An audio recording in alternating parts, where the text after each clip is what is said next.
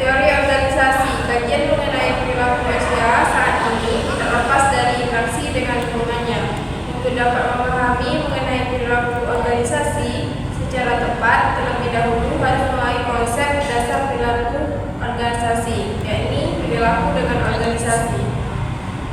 Dalam paradigma, organisasi merupakan salah satu wadah interaksi orang-orang untuk mencapai suatu tujuan. Adapun versi kekinian melihat bahwa organisasi dipandang sebagai suatu yang lebih dinamis, tidak hanya sekadar wadah. Organisasi ini dipandang sebagai suatu sistem sosialisasi untuk mencapai tujuan yang bersama, mulai usaha atau kelompok.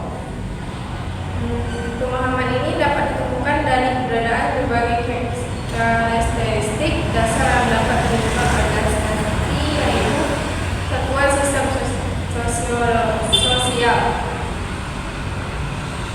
pencapaian tujuan tertentu, dan usaha bersama. Bagian karakteristik dasar tersebut tidak dapat saling lepas, parsial atau berdiri sendiri, melainkan integratif, saling berkaitan dengan merupakan suatu kesatuan yang utuh.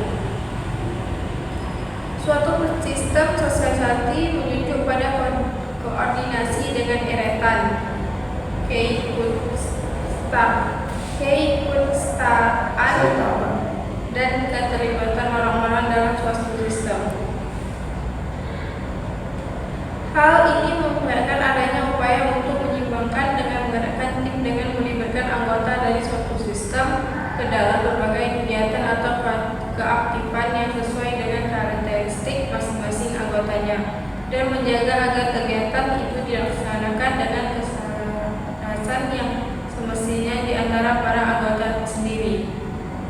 Dalam pengolahan sumber daya manusia, agar dapat berkaitan secara efektif, pelaku dilakukan optimalisasi peran manajemen kerja dan manajemen orang.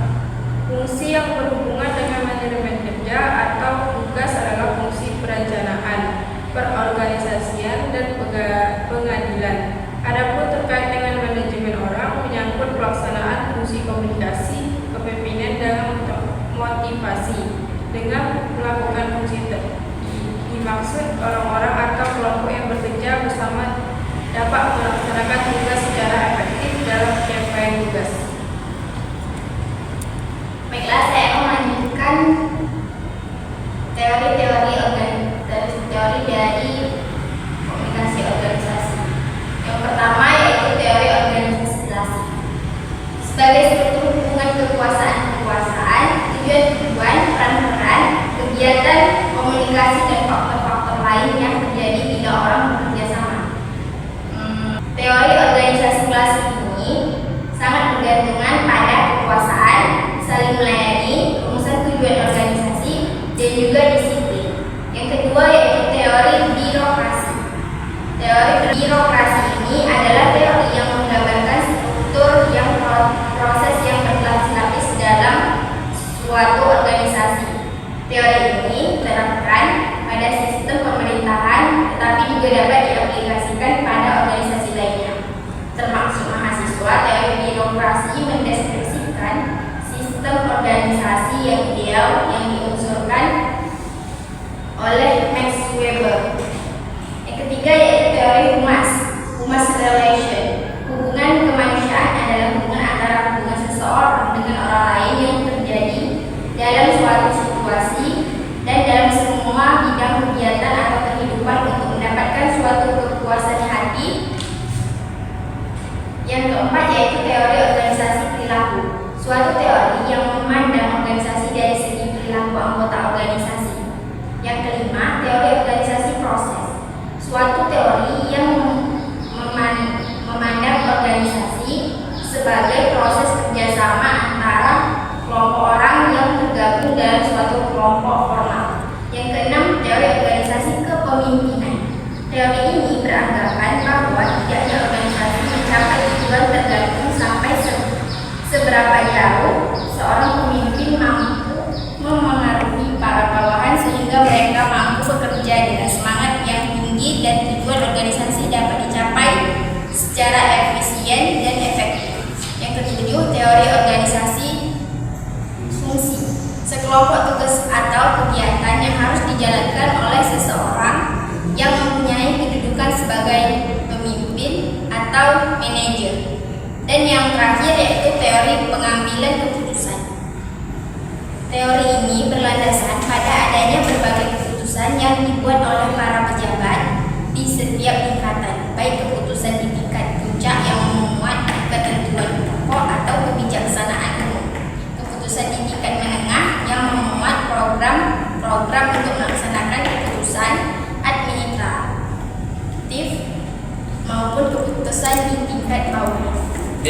Implementasi perilaku organisasi terkait dengan bagaimana perilaku manusia dalam berinteraksi selama berhubungan satu dengan yang lain di dalam organisasi dalam rangka mencapai tujuan organisasi. Oleh karena itu, dalam kajian perilaku organisasi memiliki ruang lingkup yang terkait dengan studi tentang perilaku manusia di dalam berorganisasi, terdiri dari 3 aspek bumiati, yaitu 1. Aspek individu atau perilaku individual. Pada setiap organisasi, maka setiap orang atau pribadi membawa perilakunya masing-masing. Setiap individu menyumbangkan perilakunya dalam organisasi. Oleh karena itu, dalam ruang lingkup perilaku organisasi, maka aspek perilaku individual menjadi salah satu hal yang penting. Karena individu-individu yang berbeda ini membawa serta pengalaman, kebiasaan, budaya, tujuan, keinginan, dan bahkan kepercayaan ke dalam organisasi. 2. Aspek antar manusia atau perilaku antar individu. Dalam hubungan antar manusia di dalam organisasi tentu sangat terkait dengan interaksi yang terjadi di antara individu tersebut. Perilaku antar individu dalam organisasi sangat rentan bagi munculnya masalah atau persoalan. Karena itu, perilaku antar individu dalam organisasi memerlukan campur tangan organisasi dalam mengendalikan dan mengelolanya agar tidak gampang memunculkan kesalahpahaman atau persoalan yang disebabkan oleh perilaku seseorang individu yang menyinggung perasaan individu yang lainnya. 3. Aspek manusia dalam kelompok atau perilaku kelompok. Ketika seseorang atau individu bergabung dalam sebuah organisasi, tentu yang bersangkutan sepenuhnya membawa serta latar belakang karakteristik personalnya. Ketika yang bersangkutan berinteraksi dalam organisasi, maka akan bertemu dengan individu yang lain. Individu yang tergabung dalam kelompok tertentu dalam organisasi bisa secara formal karena struktur job pekerjaan, namun bisa pula muncul secara informal karena kepentingan atau orientasi personal yang sama. Individu dengan orientasi yang sama pasti akan membentuk sekelompok sendiri, sehingga dalam organisasi tidak bisa dihindari akan membentuk sekelompok orientasi atau kepentingan lainnya. Baiklah, mungkin sekian dari presentasi dari kelompok 3. Kami dari kelompok 3 pamit undur diri. Jika ada kesalahan, kami mohon maaf. Saya akhiri dengan wabillahi taufiq wal hidayah.